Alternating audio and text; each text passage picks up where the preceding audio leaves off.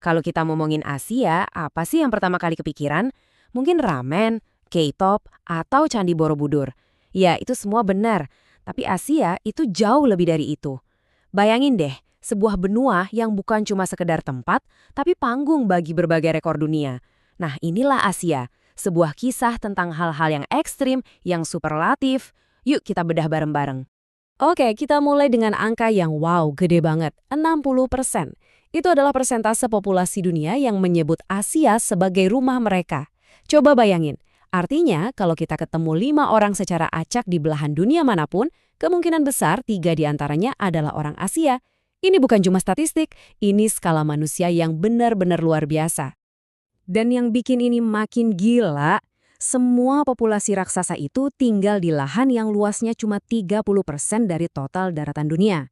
Jadi, mayoritas umat manusia ini hidup di kurang dari sepertiga lahan yang ada. Kebayangkan betapa padat dan energiknya denyut kehidupan di sana? Nah, ini nih pertanyaan besarnya. Jadi, apa dampaknya kalau sebagian besar manusia dengan semua budaya dan sejarahnya ngumpul di satu panggung raksasa? Jawabannya, seperti yang bakal kita lihat, ada di serangkaian superlatif. Rekor-rekor yang jadi ciri khas benua ini. Superlatif pertama kita, skala dan keragaman fisiknya. Di Asia, kayaknya alam itu nggak kenal kata biasa atau sedang-sedang saja. Semuanya itu serba epik. Pokoknya, semua di sini tuh skalanya beda. Dari geografinya sampai iklimnya, Asia itu operasinya di level ekstrim. Ini bukan benua yang pemandangannya gitu-gitu aja. Ini tuh kayak mozaik dari semua kemungkinan yang bisa ditawarin planet kita. Tapi versinya diperbesar habis-habisan. Coba deh bayangin kontras yang luar biasa ini. Di satu sisi kita punya atap dunia, Gunung Everest, yang puncaknya ada di ketinggian 8.850 meter.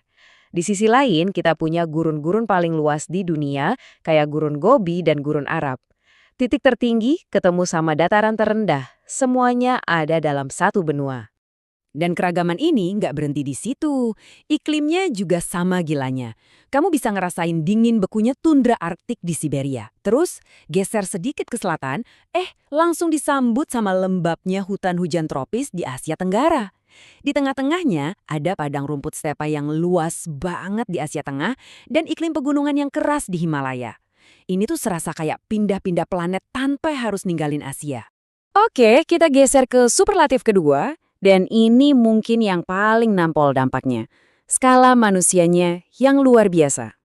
Ingat kan angka tadi? 60% populasi dunia ada di sini. Ini bukan sekedar angka loh. Ini menunjukkan kalau pusat gravitasi umat manusia di planet kita, ya, ada di Asia. Dan di dalam benua yang udah padat ini, ada lagi pusatnya. Lihat aja Tiongkok dan India. Cuma 2 negara ini aja udah menampung lebih dari 1/3 seluruh umat manusia. Gila kan? Dan jangan lupa, ada Indonesia, negara dengan populasi terbesar keempat di dunia. Dan jangan salah, ini bukan kejadian baru ya. Sejak zaman dulu banget, Asia emang udah jadi pusatnya orang. Lembah-lembah sungainya yang subur itu yang jadi tempat lahirnya peradaban, kota-kota pertama, kerajaan-kerajaan besar, dan ide-ide yang mengubah dunia. Nah, ini nyambung banget ke superlatif kita yang ketiga, soal sejarah dan budayanya yang, dalam banget. Sejarah dunia itu banyak banget ditulisnya di sini. Fondasi masyarakat modern kita, kayak konsep kota, tulisan, matematika, sampai perdagangan global, akarnya banyak berasal dari Asia. Dari peradaban kuno di Mesopotamia dan lembah Indus, sampai jalur sutra yang fungsinya kayak internet di zaman kuno, sejarah dunia itu berdenyut kencang di sini. Bukan cuma itu, Asia juga kayak sumber mata air buat sistem kepercayaan yang membentuk hidup miliaran orang di seluruh dunia. Hindu, Buddha, Islam, bahkan kekristenan, semuanya punya akar yang dalam di benua ini. Bisa dibilang, ini adalah pusat spiritual planet kita. Superlatif terakhir, kita lompat ke zaman sekarang, ngomongin soal kebangkitan ekonomi Asia yang lagi-lagi luar biasa. Satu hal yang perlu kita ingat nih, kekuatan ekonomi Asia sekarang itu sebenarnya bukan hal baru. Ini tuh lebih kayak sebuah comeback. Selama berabad-abad dalam sejarah, Tiongkok dan India itu ekonomi terbesar di dunia. Jadi yang kita lihat sekarang itu sebenarnya pusat ekonomi global lagi pulang kampung. Dan sekarang, skalanya raksasa. Tiongkok, Jepang, dan India adalah 3 dari ekonomi-ekonomi terbesar di dunia. Nggak bisa dipungkiri, Asia adalah pusat kekuatan ekonomi global di abad ke-21. Kebangkitan ini dipelopori di akhir abad ke-20 sama yang kita kenal sebagai Macan Asia. Empat kekuatan ini, Hong Kong, Singapura, Korea Selatan, dan Taiwan, mereka menciptakan model pertumbuhan super cepat yang didorong oleh ekspor. Mereka ini yang kasih contoh ke dunia gimana caranya sebuah negara bisa lompat dari berkembang jadi maju cuma dalam satu generasi. Oke, jadi setelah kita bahas semua hal-hal superlatif tadi, apa sih kesimpulannya? Mari kita coba rangkum. Jadi kita udah lihat 4 pilar utamanya kan? Skala geografisnya yang ekstrim, populasinya yang masif, warisan sejarahnya yang super dalam, dan kebangkitan ekonominya yang gak main-main. Dan yang paling keren tuh, semua ini saling nyambung.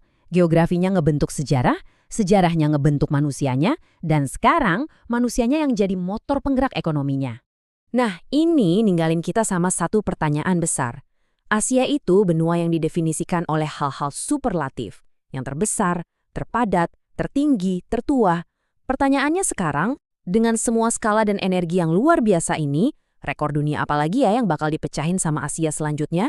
Mungkin inovasi teknologi, kepemimpinan di bidang lingkungan, atau mungkin bentuk-bentuk baru ekspresi budaya. Siapa tahu? Satu hal yang pasti, mata dunia akan terus tertuju ke sini.